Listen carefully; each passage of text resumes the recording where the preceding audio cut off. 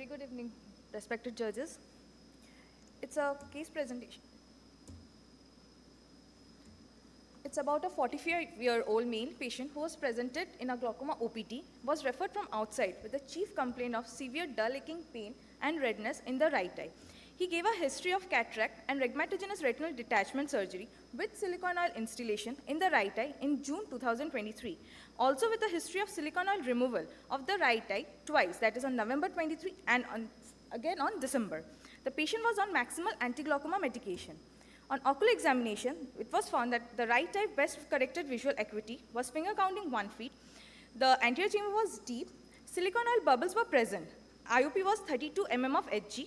Gonioscopy was wide open angle with silicone oil bubbles were present. And on dilated fundoscopy, it was seen that the vertical cup disc ratio was 0.8. This is the anterior segment photograph of the right eye, where the slit lamp examination shows the silicone oil bubbles present in the anterior chamber. There is a gonioscopy finding revealing the silicone oil bubbles in the angles of the anterior chamber. The patient was planned for AMAT glaucoma valve in the right eye.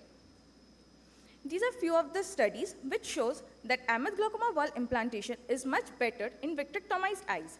And the last study is about the amniotic membrane umbilical cord graft show is much better for shunt tube coverage. This is the surgery.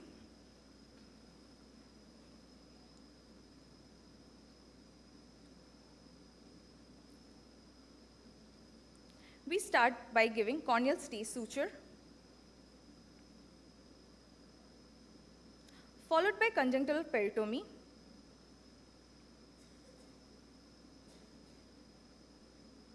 then cauterization.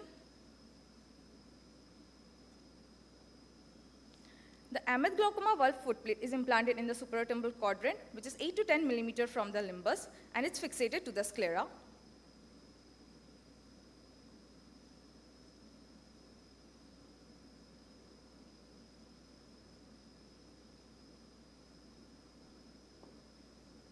Pilocarpine was installed in the anterior chamber, followed with the tube was trimmed with the bend upwards. A scleral tunnel was formed. The anterior chamber was entered with a 23 gauge needle, and then the viscous elastic has been then given. The tube is entered into the anterior chamber, which was 2 to 3 mm from the limbus into the anterior chamber. The rest of the tube was fixed to the sclera, and it was covered. The exposed part was covered with amniotic membrane umbilical cord patch graft.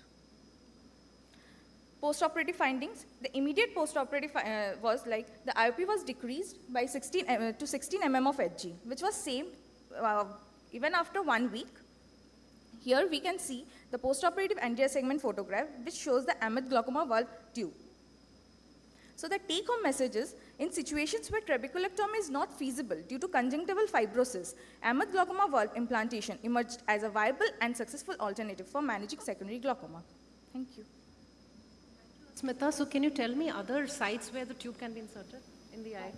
Other areas of the eye where the tube can be inserted? Here you have you done the case? No, my process. So here you inserted it in the anterior chamber? Yes, Can it be inserted anywhere else? So in pseudophakics, it's better to insert it in the sulcus, just behind the iris.